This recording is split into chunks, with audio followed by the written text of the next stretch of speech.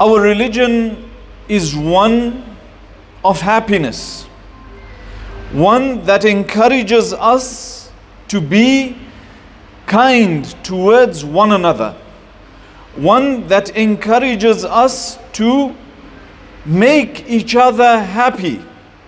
In fact, the hadith specifically states that one of the best things that we can do and most beloved things to Allah Rabbul Izzati wal Jalal, idkhalu sururi ala qalbil mu'min, to enter happiness into the heart of a believer, whether that means by clothing them, or by feeding them, or by saying a good word.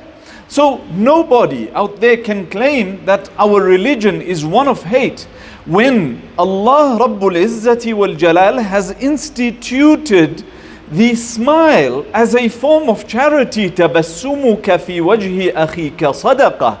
The smiling of your face and in the face of your brother is a sadaqah. Why? A smile is contagious. If I stand here today and there are certain muscles that move in my face in a certain direction, what happens? Automatically you find yourself uplifted. I'm smiling at you. What happens?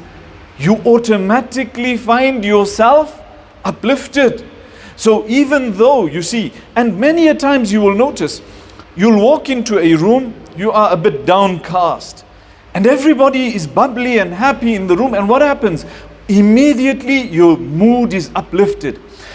That in and of itself, if it is done for the right intention, you get a reward for it. So how can someone then claim that our religion is one of hate when smiling in the face of your brother is actually a form of charity? Entering happiness into the heart of a believer is a form of charity. And if you look at every aspect or most aspects of our religion, you'll find that this is the case. Allah subhanahu wa ta'ala is encouraging us to be good towards one another. In fact, while we are sitting here at Jumu'ah today, if there is no space and someone walks in, yes, it is not good for him to, spread the safs and say, come on, make some space for me, and climb over the shoulders of others. That is against the sunnah of Rasulullah sallallahu alayhi wasallam. But the hadith says that if we are able, or the ayah says, وَإِذَا قِيلَ لَكُمْ تَفَسَّحُوا فِي الْمَجَالِسِ فَافْسَحُوا يَفْسَحِ اللَّهُ لَكُمْ. And if you are able to make some space, so then make that space. May Allah open up your doors. May Allah make space for you. Allahu Akbar. Look at what is attached to something so small. وَإِذَا قِيلَ لَكُمْ تَفَسَّحُوا. In a gathering, when it is said to you, open up a space, let me sit. Right? Let me sit. Now think of how small that seems in our eyes. How minute that seems. Like nothing. Hey, he's asking me to make some space, right? يَفْسَحِ اللَّهُ لَكُمْ. Allah will open up your doors for you. Based on what? You opened up a gap for your brother in the masjid. Allahu Akbar. And you allowed him to sit. And he came and he was happy due to that. What happened?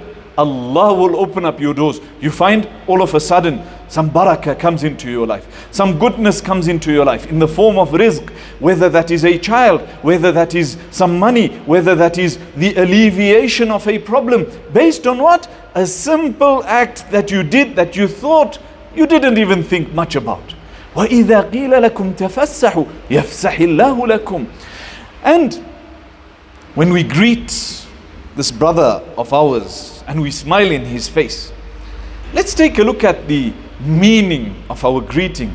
Assalamu alaykum. You say, peace be upon you. Peace be upon you. And you get reward for that. And when he responds, he gets a reward as well. And if you increase, that salam is not only a peace be upon you, it is a dua to Allah Rabbul Izzati wal Jalal. Oh Allah, grant this person peace and blessings. Wa rahmatullahi. And if you say rahmah of Allah, the mercy of Allah, wa barakatuh, and the blessings of Allah, you get even more reward. You get even more reward. So you say Assalamu alaikum, you get 10 rewards. You say Assalamu alaikum wa rahmatullah, you get 20 rewards. And if you say Assalamu alaikum wa rahmatullahi wa barakatuh, you get 30 rewards. So even that salam is rewarded by Allah Rabbul Izzati wal Jalal. Have you ever asked yourself why Allah has placed so much reward on such simple actions? Why? Why is it? It's not about Hajj. Yes, Hajj, there is the reward. There is a great reward. But Allah has made simple actions such that if we are to do them, there is a great reward based on them in order for us to become closer to each other. You know, when I greet my brother and I know that he doesn't want any ill feeling for me, and he greets me solely because we believe in one Lord, Allah Rabbul Izzati wal Jalal, and we hope to be in the same Jannah together, then what happens? We love goodness for each other, and we know that we want goodness for each other. لا يؤمن أحدكم حتى يحب لأخيه ما يحب لنفسه. One of you is not truly a believer, not a complete believer, until he loves for his brother that which he loves for himself. So even the feeling within your heart is being rewarded by Allah Rabbul Izzati wal Jalal. So it comes out in that salam. Your salam is from within, my brother. I wish you peace. Assalamu alaikum wa rahmatullahi, and the mercy of Allah, wa barakatuh, and the blessings of Allah Rabbul Izzati wal Jalal. What happened? We united society one by one. And as a result, if I can mean good for my brother, and I can want good for my brother, and I can make dua for my brother, and I can smile in his face, then I know that ultimately I am actually a brick of goodness, of optimism, of positivity, of strength, of cohesion in the wall of the ummah. In the wall of the ummah.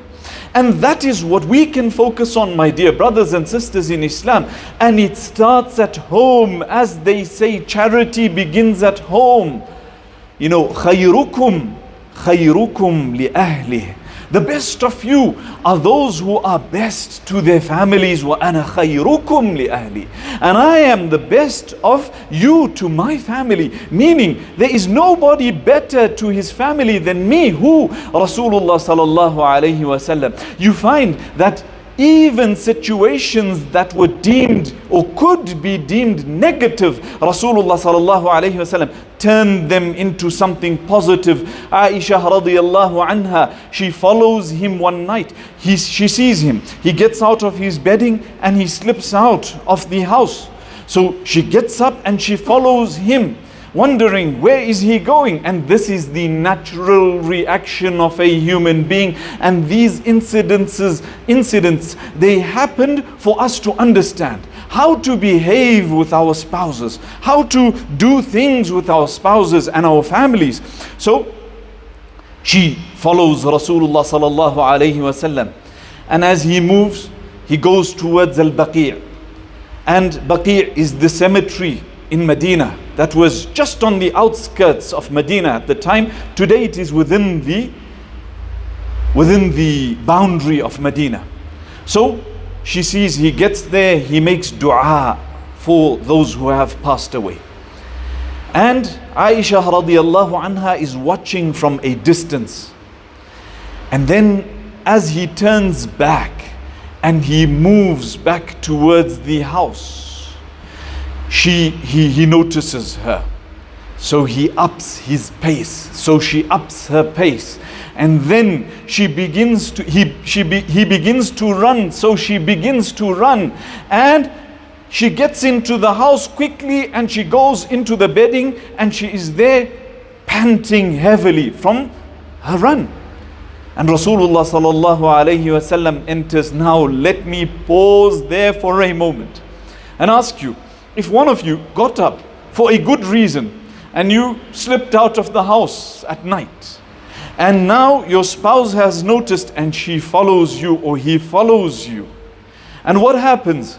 You wonder, hey, what's going on? Natural reaction of a human being. Now you've seen that this person has seen what I came out for. And you follow them back and you know that they have actually followed you. And now you enter and you say, what is the issue?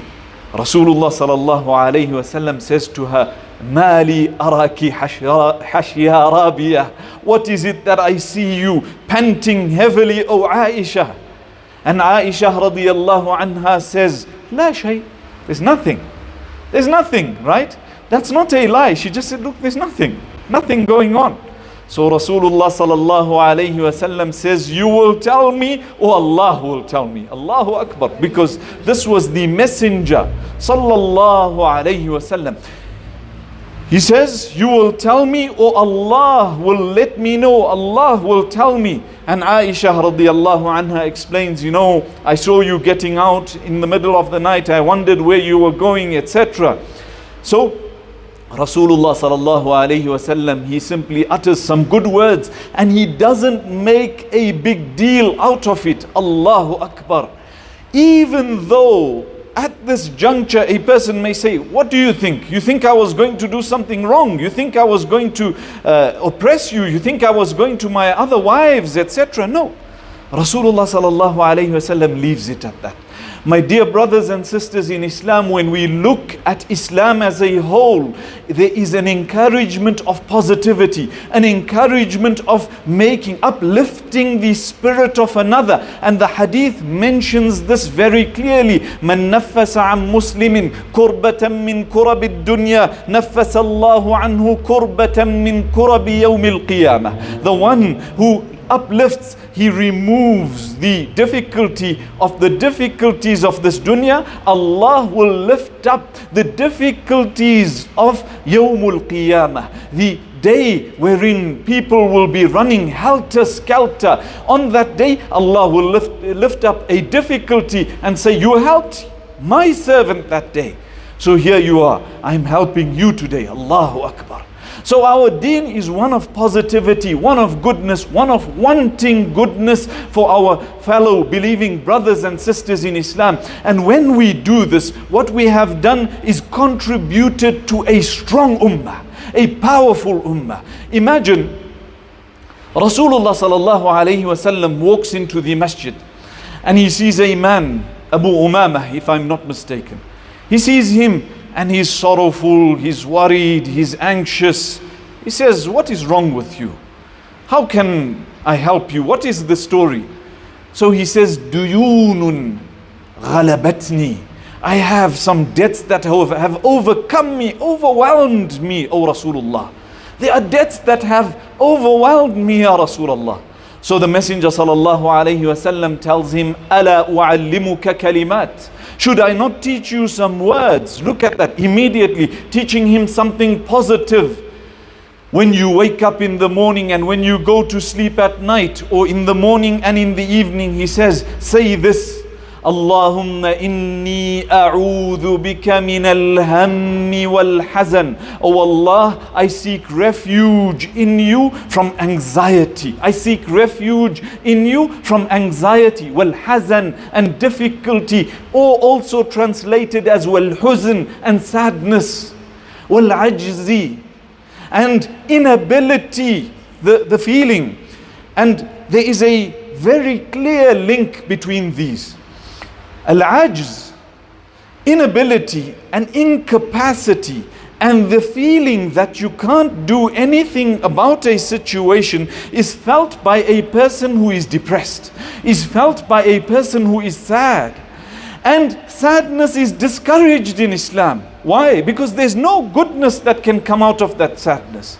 There's no goodness. Yes, you can be sad for a short period of time, but you must let it pass. It must not incapacitate you. Wal-ajzi wal-kasal. Incapacity and laziness. Allah gave you hands, Allah gave you the faculties, Allah gave you a heart, Allah gave you a body, Allah gave you legs, Allah gave you hands. So use those to do something about your situation.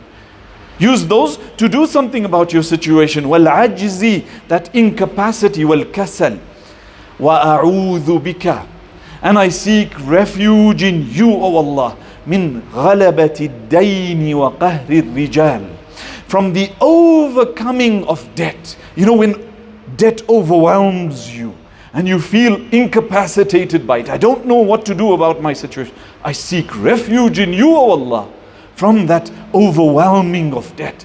وَقَهْرِ الرِّجَالِ, and the might of men. You know, when people come and say, hey, pay, or we will do X, Y, and Z. Pay, or you will lose your home. Pay, or you will lose your car. Pay, or we will do this and that. It goes even further. Some people take it to the extent of threatening your life. وَأَعُوذُ بِكَ مِنْ غَلَبَةِ الدَّيْنِ. Oh Allah, I seek refuge in you from the overwhelming debt and that which man has power over me. You know, they come and they want to take their pound of flesh. Allahu Akbar. So, وَقَهْرِ الرِّجَالِ, and that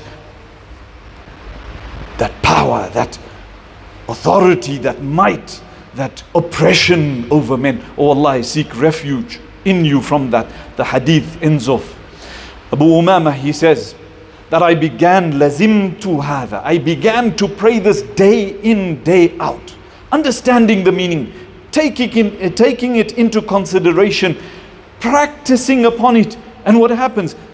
He says, not long passed, except that Allah had paid off my debts and removed all my anxiety. Allahu Akbar. You know why? Not only did he just say, pay lip service to the dua, yes, this is something that Rasulullah sallallahu alayhi wasallam taught us, so I will do it. No, he believed in it. He understood that this is what I must do. And wallahi, I remember an uncle that told me, I have $2 million of debt. Many of us actually know him. $2 million of debt. Son, what do? I said, read this dua, but ponder over its meaning, morning and evening. And not long past, I'd say about 2 years. And Allah made it such, there was a crash in the currency. He paid 100 to 150,000 and he cleared that debt. Allahu Akbar. So when you understand, believe and have yaqeen in Allah Rabbul Izzati wal Jalal and His promise, and you are optimistic and you don't let the devil bring you down and you don't let sadness overwhelm you, then what happens? You will push through and we will become a stronger ummah, a stronger wall as a result. And we know that each brick is defending the other. Each brick is actually uplifting the other. Each brick is strengthening the other. You know, when you get cement and you have 32.5, 22.5, this is not even 42.5. This is stronger. Why? Because you smiled in the face of your brother. What happened? That smile came from your heart. So Allah saw it, so He gave it power and might. Even when we stand in our salah, we stand shoulder to shoulder. Why? Because we want to show Allah that we are united for your sake, O Allah. We may differ in certain things, but regardless, in the masjid, my shoulder is next to the man whom I differ with. I'll put it one next to the other, and I will stand for you, O Allah. We will stand together. And that is how we can move forward, my dear brothers and sisters in Islam. We ask Allah Rabbul Izzati wal Jalal to grant us sincerity of our hearts. And we ask Allah subhanahu wa ta'ala to grant us the ability to put our differences aside and to move forward regardless. Ameen wa akhiru da'wana anil hamdulillahi rabbil alameen.